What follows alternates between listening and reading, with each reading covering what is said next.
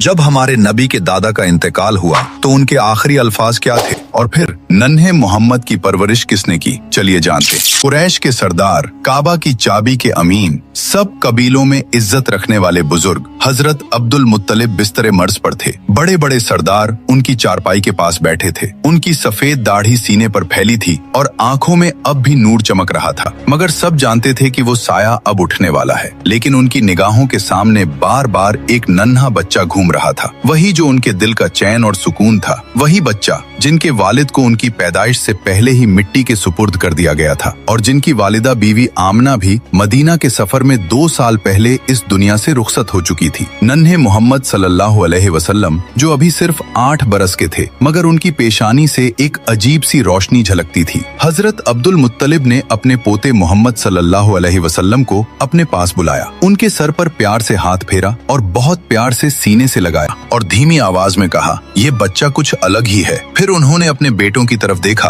और बोले, मेरी बात ध्यान से सुनो, इस बच्चे की हिफाजत अब तुम्हारी सबसे बड़ी जिम्मेदारी है और मैं ये अमानत अपने बेटे अबू तालिब को सौंपता हूँ। ये सुनते ही हजरत अबू तालिब की आंखों से आंसू बह निकले। वो बहुत ही तंग हाली में जिंदगी गुजारते थे, माल दौलत ज्यादा नहीं थी, मगर दिल बेहद बड़ा था। उन्होंने वालिद से कहा, अब्बा जान आप बेफिक्र रहें, मैं इस बच्चे की हिफाजत अपनी जान से बढ़कर करूंगा। कुछ ही दिनों बाद वो घड़ी आ गई जब मक्का वालों ने एक और बड़ा गम देखा। हजरत अब्दुल मुत्तलिब का इंतकाल हो गया। कुरैश के लोग सदमे में थे, मगर सबसे ज्यादा गमगीन थे नन्हे मोहम्मद सल्लल्लाहु अलैहि वसल्लम। पहले वालदा का इंतकाल हुआ, अब दादा का साया भी उठ गया। आंखों से आंसू बह रहे थे, मगर उनके दिल में एक अजीब सा सब्र था। कोई और बच्चा होता तो रो पड़ता, बिलक पड़ता, मगर आप खामोशी से आसमान की ओर देख रहे थे, जैसे वहीं से दिल को सुकून और तसल्ली मिल रही हो। अल्लाह ताला ने ये दर्द अपने प्यारे नबी सल्लल्लाहु अलैहि वसल्लम को इसलिए दिखाया ताकि आने वाली उम्मत को सब्र और भरोसे का सबक मिले। अबू तालिब ने उस दिन से मोहम्मद सल्लल्लाहु अलैहि वसल्लम को अपने घर में ऐसे रखा